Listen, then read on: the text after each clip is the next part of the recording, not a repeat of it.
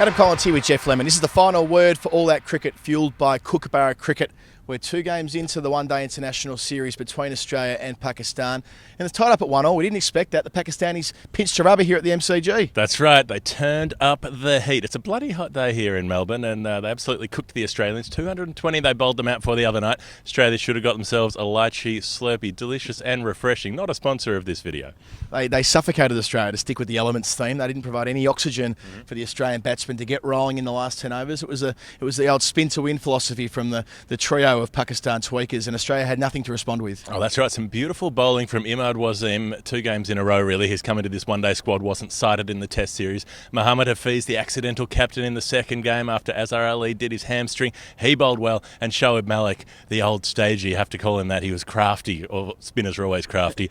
He bowled particularly well, and then he batted particularly well in the chase as well. Not out to make sure that they got through that 220 score without alarm. Australia didn't have a specialist spinner. Adam Zampa was sitting there in his red singlet, I should say, on the boundary line there. He had watching a blue singlet underneath. He's Australian. Yeah, of course, naturally enough. But no, the Australian side, when they were in the field, they missed an opportunity to pick up a fees in the first over, straight through Steve Smith's hands, the captain. Mitchell Starc could have got a wicket with his first over again in a one-day. He went on to make 72, and that was also the partnership that he put on with Babar. So they had an opportunity there to make an incision with those 2 set men going out within 2 runs, but it wouldn't be. Shoaib Malik, he's played plenty of one-day international cricket, and he saw him home with ease. That's right. Like any good ticket outlet, the Australian team should make sure they pick up the fees. But they didn't put him down, and, he batted particularly well. He gets slammed a lot by Pakistan fans, doesn't he? But, he came through with the goods. In the first game, it was a little bit different. A similar thing should have happened. Australia should have been bowled out for 210, 220, but they got away thanks to Matthew Wade. I mean, they were 7 for 170-odd, should have been nowhere. Matty Wade made a century off the last ball of the innings, batted beautifully with the tail throughout and saw them through. Yeah, it's his first one-day international 100 after being in the side for some years now. It showed real maturity to bat with the tail. He's got more than one gear. He showed that at Brisbane, also here at the MCG to an extent, like sort of carving back and playing a different sort of role. But a timely confidence boost for Wade ahead of the Indian tour, which he has been selected on. Yeah, well, exactly. And he's going to need to bat pretty well over there.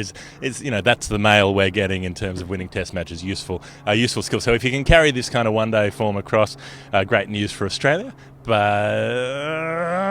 look, we can be hopeful. Let's be hopeful. Let's be optimistic. Let's shift gears and talk about that Indian squad, which was announced on Sunday morning in Melbourne. I wouldn't say there's been too many surprises, but of course there's one bolter. There's always one bolter in every Australian squad that goes to the subcontinent, and it's the leg spinner Mitchell Swepson from Queensland. But Geoff, we should have seen this coming. Should we have seen it coming? Why? Yes, we should have seen it. Of course we should have. Shane Warne backed him in, bowls leg spin. He's young, so Greg Chappell would like him because Greg Chappell likes all of the guys through the pathway. I don't know why we didn't think of this last week. I don't know why we thought of it this week. I don't know why anybody thought of it this week. I mean, if you're not particularly a bowler who's done anything that cries out, pick me, maybe if it's a development thing, it's possible, but you've got Fawad Ahmed out there, the crafty old stager, wily spinner, all of those things, who also knows how to bowl in the subcontinent, being from Pakistan. Yeah, they decided to go with the younger man, Swepson. I guess he's 11 years Farwood's junior. Farwood did very well the night before. That side was picked taking 4 wickets in the BBL, so it did provide a last-minute surge of support for the, as you say, man that was obviously grew up in the subcontinent, but that wasn't enough to get him over the line in terms of the all-rounder department.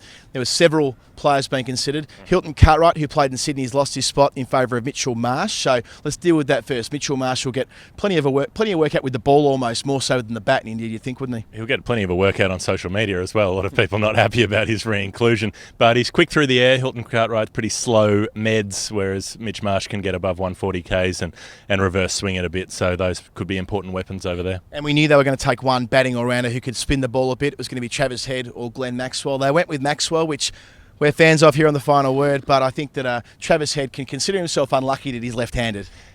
Well, I suppose usually you are lucky that you're left-handed. You're a bit more interesting, you're a bit unusual, people pay more attention, they really like your cover drives. They always talk about David Gower, blah, blah, blah. So get a new reference. I mean, David Gower, for Christ's sake.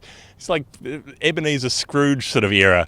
You know, Charles Dickens wrote about David Gower. Let's shift on. But nonetheless, yeah, he is left-handed, Travis Head. Can't do anything about it. He could change. I mean, maybe he's just not willing to change. He's one of those fake left-handers too, isn't he? 'Cause he bowls right-handed. Yeah. So much like, I think Adam Gilchrist is another one of those, isn't he? So his dominant hand is the right hand. But Mitchell Johnson. That's right. Right-handed. But he's lost his spot in the Australian side. Well, not lost his spot. He never got a spot, so he had to get a baggy green. But the big show, Glenn Maxwell, is given a chance, and this will be the third time he's been taken on one of these tours, and he'll surely get a spot in that first Test side. They're not going to take him to sit on the bench. Yeah, it's pretty rough to only get a gig, though, in the Emirates against Pakistan, in India against India, and never actually get a run at home. So maybe throw him a cheeky test in Brisbane or Sydney and see what happens. Ash Shanagar is the fourth spinner, or maybe the third spinner, alongside incumbents Nathan Lyon and Steve O'Keefe. Then we've got Shaun Marsh and Matthew Renshaw. Shaun Marsh is picked in the squad as, I guess, the reserve batsman, but he's made it fairly clear he's happy to bat anywhere in the top six, with Renshaw likely to get the start in Pune. Shaun Marsh has said that through his whole career, though. He's like, anywhere you got a spot. You got a spot? You guys got a spot? Hey, you got a spot? Number 5? No, I'll go 5. I'll go 4. Do you want to go 4? I'll go 5. I'll go 4. No, I'll go 6. No, it's fine. I'll go 8. I'll go 8. I don't bowl, but whatever. Like, wherever you want me. It's actually how he got his start last time in the Test side, when he went from being number 5 to opening the batting when they did a reshuffle after going a long way back here.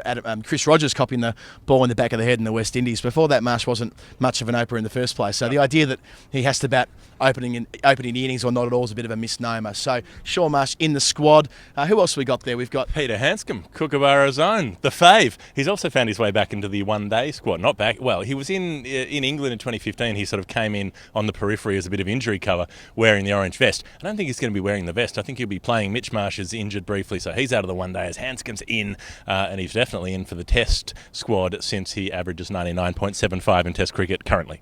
Need a Kookaburra bat to have those sort of numbers, Geoff. That's what I've heard on the grapevine. That'll be enough for us, I reckon. All our cricket, fueled by Kookaburra cricket, of course. This is the final word. Adam Collins and Geoff Lemon. We'll be back with you next week from the MCG. I'm Sam Whiteman, and when I look at keeping gloves, I like obviously plenty of padding in the middle of the hands, a nice, good solid webbing, and just I like it nice and tight through the back of the gloves, just so it feels nice and tight, feels part of my hands, and makes it easy to catch the ball.